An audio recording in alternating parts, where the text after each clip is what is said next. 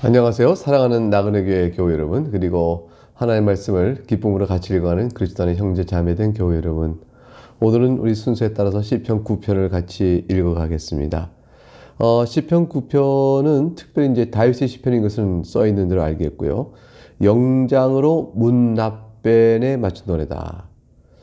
이것이 무슨 시편일까? 궁금하죠? 사실 이게 문납벤에 맞춘 노래인 것은 시편 저천 150편 가운데서 이 9편에만 나오는 표현입니다. 그래서 이제 의견들이 분분하죠. 학자들이 연구할 때. 우리 개역 개정의 성경처럼 알 문납벤이다. 원래 히브리어를 따지면. 그래서 이제 이 문납벤이 불분명한데 악기의 하나로 보고요. 문납벤은 악기에 맞춰서 부르는 노래다. 이렇게 보고 있는 것 같고, 또 다른 의견들은 이 말을 젊은 여성들이 부르도록 만든 노래다. 뭐 이런 식으로 해석을 또 합니다. 글자에 대한 붙임을 어떻게 하냐에 따라서요. 여성 합창단을 위한 노래가 아닐까 이렇게 보는 사람도 있고, 또 다른 의견은 이제 아들의 죽음에 맞춘 노래다. 이런 식으로 이제 요 문납벤이라 되어 있는 헬라어, 히브리어 구약성의 원어를 분석해서 그렇게 풀어가는 것도 있습니다. 그것도 아들의 죽음에 맞춘 노래다. 고난의 시예요. 아무튼 그런 이제 이 문납벤에 대한 맞춘 노래는 말의 뜻은 정확히는 잘 모르지만 아무튼 그런 정도의 의견이 있는 것이고요. 그냥 제가 문납벤은 악기 종류의 하나에 맞춰 부르는 노래일까 이렇게 볼 수도 있는데, 그렇다면 다른 노래는 또 왜 안 나왔을까 시편에, 이런 등등 여러 가지 궁금증이 있습니다. 어쨌건 이제 우리 내용적으로 살펴보면 시편 9편의 내용은 하나님의 구원의 역사에 대한 감사와 또 간구됐습니다. 특별히 하나님의 구원은 의로운 자를 돌보시고 악인을 멸하시는 공의의 하나님에 대한 아주 강력한 신앙 고백과 더불어 하나님 하신 일에 대한 찬양, 그리고 또 미래의 그 행하실 일에 대한 공의로운 일에 대한 간구와 기대, 이런 것들로 되어 있습니다. 1절과 2절은 하나님께 이제 감사 올리는 찬양시로 시작됩니다. 내가 1절, 내가 전심으로 여호와께 감사하오며 주의 모든 기이한 일을 전하리이다. 전심으로 하나님께 감사한다는 것은 하나님에 대해 감사가 보통 큰 게 아니고 마음속에 어떤 일이 다 감사하지만 특별히 진심으로 전심으로 감사하는데 하나님 하신 기이한 일 때문입니다. 이 기이한 일이라는 것은 이제 일상적인 일과는 확연히 구분되는 일이죠. 다시 말하면 하나님께서 행하지 않으셨다면 이런 일은 결코 있을 수 없어 라는 고백이 절로 나오는 하나님 행하신 일이죠. 교회는 이제 하나님께서 행하신 구원의 행사를 높이 찬양하며 계속적으로 전하여야 합니다. 이것이 교회 사명이고 구원의 은혜를 받은 성도들의 책임이 또한 그런 것이죠. 우리는 그와 같은 하나님께 나아갈 책임 있는 자들이라 볼 것입니다. 이제 이것은 우리의 찬양이고요. 다윗의 찬양이고 모든 성도 함께 부를 찬양이죠. 내가 주를 기뻐하고 2절에 즐거워하며 지존하신 주의 이름을 찬송하리니, 하나님의 구원을 이 은혜를 입은 모든 이들은 모두가 다 하나님을 즐거워 찬송하는 우리 신앙의 이유, 존재의 이유, 그것이 우리의 즐거움이 되고 있는 그런 것에 대한 내용을 1절, 2절 담아놨습니다. 이제 3절부터 6절은 이와 같이 감사하는 이유가 도대체 뭐냐를 이제 우리에게 풀어주는데요. 3절 보면 내 원수들이 물러갈 때 주 앞에서 넘어져 망하냅니다. 주 앞에서 넘어져 망하는 그 일이 하나님 행하신 일이죠. 그래서 주 앞에서라는 것은 주님 보시는 앞에서라는 일종의 현장성만을 말하는 것이 아니고, 이들이 이제 물러가다 넘어져 망하게 되는 까닭이 어디 있느냐, 주께서 행하셔서 그런 것이 아니냐. 그래서 주님의 능력으로 주님께 심판하심으로 주님이 원인이 되어 저들이 넘어진다, 이런 뜻을 담고 있어서 주 앞에 넘어져 망하냅니다. 그러니까 원수의 멸망을 볼 때 우리가 하나님께 전심으로 찬양하게 되는 것이죠. 왜 이들이 넘어질까? 4절이 또 설명하기를 하나님은 어떤 분이시기 때문에 저들을 넘어뜨리며 심판하실까? 4절에 주께서 나의 의와 송사를 변호하셨으며 보좌에 앉으시사 의롭게 심판하셨습니다. 이렇게 된 거죠. 하나님의 의로운 심판 때문에 저들이 넘어졌습니다 라는 뜻입니다. 다윗은 왕이었지만 자기가 자기 위에 항상 자신이 행한 모든 일, 자신이 둘러싼 모든 일들을 의와 또 그걸 하나님 앞에 재판을 호소하면 이 일을 행하실 하나님 계시다는 사실을 잊지 않았죠. 그리고 그걸 하나님을 의지했습니다. 세상에 그 어떤 위치에 있더라도 우리는 항상 기억할 것은 우리 위에 계신 하나님을 바라보아야 합니다. 우리를 의롭게 판단하시고 심판하실 보좌에 계신 왕을 바라보고 주를 섬기는 가운데 살아야 합니다. 하나님의 심판은 의로운 심판이기 때문에 누구도 불의하다 하여 또는 부당하다 하여 하나님께 항소하거나 상고하는 일, 이런 일은 하나님 외에 다른 어떤 것에 항소 상고할 수가 없습니다. 하나님께서 완전한 심판이요 최종적 심판이요 절대적 심판인 것이죠. 5절에 보면 이방 나라들을 책망하시고 악인을 멸하시며 그들의 이름을 영원히 지우셨나이다. 하나님의 공의로운 심판의 결국은 어떨까요? 악인들의 경우는 이름을 영원히 지워버리신다 이렇게 되어 있죠.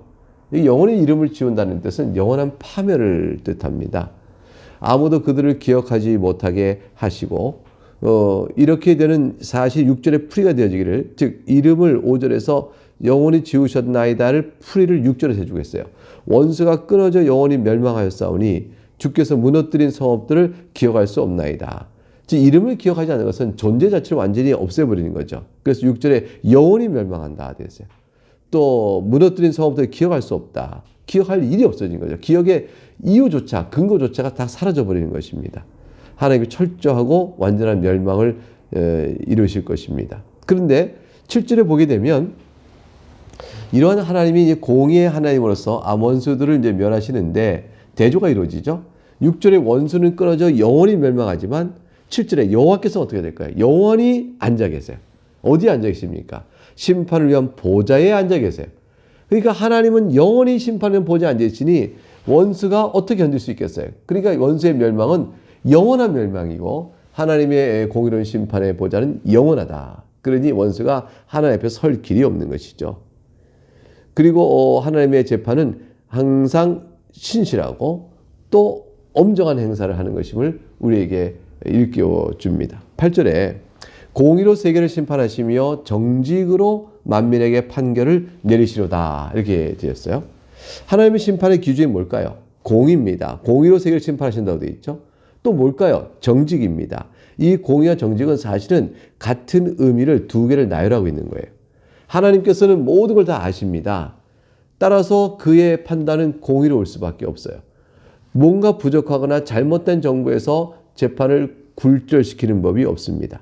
하나님의 재판은 따라서 공의롭고 항상 정직합니다. 누군가 하나님의 재판을, 판결을 뒤집을 수 있다고 생각한다면 이것보다 어리석음이 없죠. 그 어리석음은 바로 죄악된 모습으로 드러나니 마귀가 그런 것이고 마귀를 쫓는 귀신들이 그런 것입니다. 이 세상의 악인들도 마귀 편에 들어서 하나님의 판단이 어리석다 말하고 복음의 지식이 어리석다 말하죠. 헬라인은 복음을 십자가를 미련한 것을 본단 말이죠. 그러나 우리에게 있어서는 이것은 하나님의 구원 얻게 하는 참된 지혜인 것입니다. 이제 9절에 여호와는 압제를 당하는 자의 요새이시여 환난 때의 요새이시로다. 악인들에게는 영원한 멸망과 이름조차 지어버리는 하나님이시지만 하나님은 공의로우신 분이라 압제당하는 자, 즉 압제를 당하는 모든 자가 아니고요. 악인으로 압제를 당하는 자가 아니라 압제를 당하는 의로운 자, 환난을 당하는 의로운 자, 그런 자들을 지켜보호하시는 요새이십니다. 그래서 하나님을 겸손히 섬기고 또 나아가는 그런 의로운 자라면 그 자는 압제를 당하나 환난 때라도 하나님께서 보호하시는 그 보호 가운데 하나님의 요새가 되어주심으로 강력한 보호를 받을 수가 있게 되어집니다. 그러면 압제를 당하며 환난 당하는 의로운 자는 누구인가? 10절에 보면 여호와여 주의 이름을 아는 자는 주를 의지하오니 바로 주의 이름을 아는 자입니다. 압제를 당하나 주의 이름을 아는 자, 환난을 당하나 주의 이름을 아는 자. 그래서 이는 주를 찾는 자를 버리지 아니하십니다. 주를 찾는 자예요. 주의 이름을 부르고 주의 이름을 안다는 것은 여호와 하나님이 누구시며 행하신 일이 무엇인지 아는 거죠. 그러면서 주님을 찾는 자들은 다 의로운 자입니다. 주님이 그들이 주님을 의지할 때에 요새가 되어져서 그들을 돌봐주시는 것이죠. 누가 우리 가운데 주의 이름을 알며 주를 찾을까요? 예수 그리스도를 아는 자가 주님을 찾는 자고 주님을 찾는 자는 예수 그리스도를 통하여 아버지께 나가게 되어 있죠. 자신의 죄와 허물을 고백하고 주의 말씀을 사랑하며 살아가는 사람들, 그런 사람들이 바로 의인이요 주를 사랑하는 자들이 되어집니다. 목마른 사스림이 시냇물을 찾듯이 의인의 무리와 함께 있기를 기뻐하며 함께 예비하는 무리 가운데 자신이 속하여 있기를 간절히 바라는 그런 사람들이 바로 주를 찾고 주의 이름을 아는 자이 될 것입니다. 그런 자들은 하나님께서 요새가 되어져서 압제와 환난 가운데 버리지 아니하시고 붙들어 주십니다. 11절에 너희는 시온에 계신 여호와를 찬송하며 그의 행사를 백성 중에 선포할지어다 이렇게 되어 있어요. 여호와를 기억하고 알되 시온에 계시다는 사실을 기억하는 것이죠. 시온에는 무엇이 있을까요? 여호와의 성전이 있습니다. 여호와의 성전에는 지성소가 있고 언약궤가 있으며 그 언약궤 위에 바로 속죄소가 있죠. 그 모든 죄인을 주님께서 용서하시고 하나의 법도로 이끌어가서 그들 통하 영광 받기를 기뻐하시는 여호와 하나님, 그분을 찬송하며 그분이 그의 백성을 위해 행하신 구원의 손길을 백성 중에 선포할지어다. 모든 교회에 이 하나님의 영광스러운 공의와 긍휼의 영광을 찬송합시다 라고 선포하 초청하는 것이죠. 우리도 이 초청을 받고 어떻게 하시겠습니까? 우리도 찬송하는 것이죠. 12절 피 흘림을 신문하신 이가 그들을 기억하시며 가난한 자의 부르짖음을 잊지 아니하시도다 되어 있어요. 피 흘림을 신문하신 이 공의의 하나님은 억울하게 흘린 피에 대해서 결코 외면하지 않으십니다. 억울하게 흘린 피에 대해 공정하게 원수를 갚아주시며 가난하고 궁핍한 자의 고통을 외면하는 악에 대해서도 잊지 않으십니다. 그래서 피 흘림을 신문하신 이가 그들을 기억한다. 그들이 억울하게 다른 사람의 피를 흘리게 했느냐? 그런 공의로 그들을 기억하시고요. 가난한 자의 부르짖음, 가난한 자로 하여금 억울하게 부르짖게 했느냐? 그 가난한 자의 고통을 더한 자의 악을 잊지 않으신다는 것이죠. 가난한 자를 오히려 돌봐주고 살펴야 될 터인데 오히려 그들을 더욱더 약한 자라 하여 그들을 또 유린하고 또 착취하고 그를 괴롭힌 자의 악을 결코 하나님께서 좌시하지 아니하십니다. 이러한 가난한 자요 피 흘림을 당하는 억울한 자가 호소하고 의지할 곳은 어디 있을까요? 오직 공의 하나님 한 분이시죠. 13절에 공의 하나님께 나갈 것을 이렇게 노래합니다. 여호와여 내게 은혜를 베푸소서. 나를 사망의 문에서 일으키시는 주여. 나를 미워하는 자에게서 받는 나의 고통을 보소서. 하나님 내게 은혜를 베풀어 주세요. 사망의 문에서 내가 넘어질 때라도 나를 일으켜주시고 나를 미워하는 자가 나를 박대할 때라도 나의 고통을 주여 돌아보시고 나의 은혜를 주옵소서. 우리가 어떤 상황이든지 억울한 고통을 당하거나 압제를 당할 때 우리가 호소할 공의의 하나님께 나아가는 이유입니다. 은혜를 베풀어 달라고 간구합니다. 하나님께서 들으실까요? 들으십니다. 14절 주께서 행하실 일을 그러하시오면 내가 주의 찬송을 다 전할 것이요 딸 시온의 문에서 주의 구원을 기뻐하리다. 하나님께 행하시고 믿고 기쁨의 찬송을 민지 올리는 거죠. 딸 시온의 문에서라는 것은 딸 시온 자체가 이게 합쳐져서 예루살렘을 가리켜요. 시온은 예루살렘이잖아요. 근데 딸이란 말을 붙인 것이죠. 왜냐하면 예루살렘 즉 성전이 있는 그곳이 너무나도 사랑스럽고요. 예루살렘 말의 이 명사 자체가 여성형이에요. 히브리어는 남성의 여성형이 있는데 여성형입니다. 여성형이지만 동시에 또 시온을 너무너무 사랑하는 것이죠. 그 아름다운 딸을 사랑하듯 이제 다윗의 마음속에는 하나님 보실 때 사랑받는 시온이요 딸과 같은 사랑을 받는 시온입니다. 주님 보시기에 이래서 딸 시온 예루살렘입니다. 하나님 보시는 애정의 표현을 담고 표현하고 있는 것이죠. 그 딸 시온의 문에서 문이란 것은 뭐예요? 모든 사람이 출입하는 곳이니까 공적 장소잖아요. 하나님의 그 사랑하는 딸 예루살렘 성전이 있는 그곳에서 나는 그 문 앞에 나가 모든 사람들이 보고 오고 들어가고 나오는 그 자리에서 하나님의 구원을 선포하고 하나님의 구원을 기뻐할 것입니다. 하나님이 저를 위하여 행하신 일은 숨기려 감출 일이 아니라 만방에 드러날 일입니다. 그 말씀하는 것이죠. 15절부터 18절에는 하나님께서 심판을 내리실 때 누가 어떤 악인이 그 심판을 피할 수 있을까? 결코 피하지 못한다. 그러므로 하나님께서 궁극적으로 승리하실 것임을 확신하는 노래가 이어집니다. 15절 이방 나라들은 자기가 판 웅덩이에 빠짐이여 자기가 숨긴 그물에 자기 발이 걸렸도다. 악인들이 웅덩이를 파고 그물을 칩니다. 그래서 굉장히 계획적인 것이죠. 의도적인 것이죠. 고의적인 것이죠. 그렇게 악을 행합니다. 과연 그 악이 성공할까요? 아닙니다. 도리어 자신들이 웅덩이와 그물에 걸려 넘어지고 맙니다. 왜 그럴까요? 그것은 하나님께서 그들을 좌시하지 않기 때문이죠. 하나님 심판을 행하시기 때문이에요. 여러분 잘 아는 얘기지만 에스더서에 보게 되면 하만이라는 자가 유대인 모르드게를 이렇게 미워하며 그를 나무에 달아 죽이려고 왕께 구하여 나무를 크게 만듭니다. 근데 결국은 어떻게 됐죠? 자기가 만든 함정에 자기가 빠지고 말아요. 그래서 에스더 7장에 보게 되면 하만이 도리어 나무에 달려 죽게 됐다. 이렇게 말씀이 되어 있죠. 의인을 무고하게 해치고자 했던 모든 악인의 행위는 이렇게 판결이 날 것입니다. 16절에서 이것을 설명하기를 스스로 얽혔다 이렇게 되죠. 여호와께서 자기를 알게 하사 심판을 행하셨으며 악인은 자기가 손으로 행한 일에 스스로 얽혔도다. 하나님의 섭리에서 그 악인의 도모가 그 궁극적으로 승리를 얻지 못하도록 하나님 막으십니다. 이것은 이제 가로 열고 히카yon, 셀라 이렇게 되어 있는데 히카요는 음악 용어이며 어원적으로는 숙고하다, 명상하다 이런 거예요. 묵상하다. 그러니까 여기 이제 가로 열고 히카요 이렇게 되어 있는 것은 아마도 노래를 찬송하다가 잠깐 멈추고 하나님께서 행하신 놀라운 일, 악인들이 자기께 무너지는 것을 보고 하나님의 놀라운 섭리를 묵상하라.